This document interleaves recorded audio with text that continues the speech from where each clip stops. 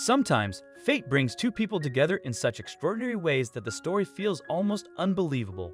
Whether it's by chance or destiny, no one truly knows, but in a single moment, all the scattered pieces fall into place, forming a perfect picture that no one can alter. This is exactly what happened to a girl named Emmy Abrahamson. Born into a prosperous and wealthy family in Sweden, Emmy had a comfortable childhood. After finishing school, she moved to London and completed her university education. From the outside, her life seemed perfect. She had a higher education, pursued a career as an actress in Amsterdam, and by the age of 29, she was the director and art director of a theater in Vienna. Everything appeared to be meticulously planned, except for one thing: she was lonely. With a busy schedule full of work, tours, and business trips, Emmy had never found the man of her dreams. While her friends had long settled down with marriage and children, Emmy spent many cold evenings by herself. Men certainly noticed her, but perhaps she just hadn't met the right one. In 2005, as Emmy neared her 30th birthday, the thought brought her little joy. In an effort to lift her spirits, she decided to take a short vacation to Amsterdam. One day, after a busy day, Emmy was sitting on a bench, waiting for a friend with whom she planned to spend the evening. She watched passersby and couples in love, and deep inside, she felt envious. She was bored because there was no one to share the good and bad moments of life with. And at that moment, she made a wish. After all, her birthday was soon. Who knows? Her wish might come true. It was a wonderful moment, suddenly interrupted by a poor fellow. Emmy noticed a homeless man approaching. Usually, upon seeing such people, she would walk away quickly. She was just afraid of them. But as this homeless person came closer, Emmy froze. She couldn't move. The man, despite being dirty and smelling bad, was surprisingly young, though his face was mostly covered by a beard. As he approached, he asked her the time, even though there was a large clock opposite the bench. Emmy looked at him, puzzled, but immediately answered, 5:30. As Emmy recalls now, it was something inexplicable. I never made such acquaintances. Moreover, I always stayed away from them.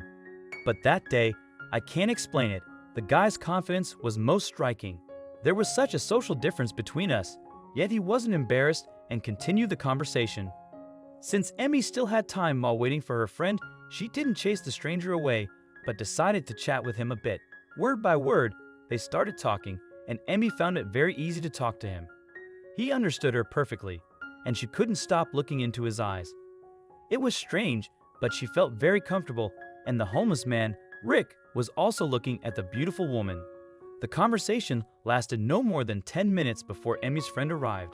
The entire time, people passing by looked at this unlikely pair in surprise. Before leaving, Rick jokingly suggested they meet at the same spot in 5 days. His confidence was astonishing, even thrilling. Of course, Emmy didn't plan to show up on the appointed day, and most likely, the homeless man would forget about it too. But for the next week, she couldn't stop thinking about Rick. Slowly, she decided to pass by the shop where they had met, just to see if he would show up.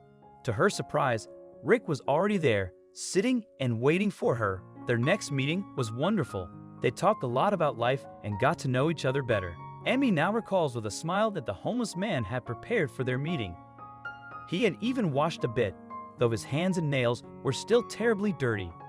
He arrived on a small, almost childish bicycle, holding a suitcase, which I initially thought only lunatics would carry. Later, I found out it contained his sleeping bag and a can of beer.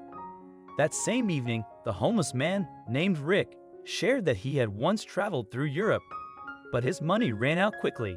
Things hadn't worked out as planned. He was from the USA and had no parents.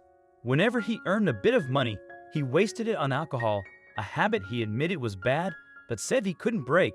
This led to him ending up on the street, and he had lived in the park for over a year. Rick understood that he was just a homeless alcoholic, but when he met Emmy, something inside him changed. From that day, he stopped drinking alcohol entirely. They talked late into the evening, and Rick's incredible sense of humor made Emmy feel very comfortable with him. At the end of the night, Emmy told him she would be returning to Vienna the next day. She wasn't sure if they would ever meet again, so she politely gave him her phone number before leaving. Back in Vienna, Emmy couldn't stop thinking about him. It felt like a kind of holiday romance. But he was in Amsterdam, and she was in Vienna. On the day of her 30th birthday, the phone rang. Reluctantly, Emmy picked it up, expecting another birthday greeting. Instead, she heard Rick's familiar voice. Her heart began to race. He simply said, "Hi, I remember it's your birthday, so I decided to congratulate you in person." The girl expected just a simple congratulation, but to her surprise, Rick said he wanted to visit her. In bewilderment, she realized he was near her house. She asked how he had gotten there, and Rick replied, "I came by train." He had planned to arrive 2 days earlier, but he had been detained by the police for stealing a chicken from a store. Emmy would remember that day for the rest of her life because, from that moment on, Rick and Emmy became inseparable. He moved into her house and immediately started looking for a job. From the time they first met, Rick had completely stopped drinking. In just a month, he had changed so much that no one could have recognized the homeless man he once was. The handsome man he had become was unrecognizable as the person who had once lived in the park. After navigating countless bureaucratic obstacles, Emmy and Vic were married 2 years later. Vic began working as an electrician, and 6 years into their marriage, the couple welcomed twins, Dusta and Till. Vic saw this new chapter as a challenge, understanding he had to work even harder with the added responsibility of being a husband and father. He eventually started his own small repair company, and 15 years have passed since then. Today, the couple is thriving. Their children know the story of how their parents met, though they don't quite grasp all the details. They just find it amusing that their dad once lived on a bench. Inspired by their journey, Emmy wrote a book titled How to Fall in Love with a Man Who Lives in a Bush, as she quite literally found her happiness under a bush. The couple even appeared on a British TV show, sharing their love story and discussing the book. As Emmy proudly says, "In all these years, I have never once regretted going to that meeting. We've never even had a fight, and he's the husband I've always dreamed of." Each of us has our own love story, connecting us to the people meant for us. This story is living proof of that. That's all for today, friends. Let us know your thoughts on this remarkable couple, and don't forget to rate the video. Thank you.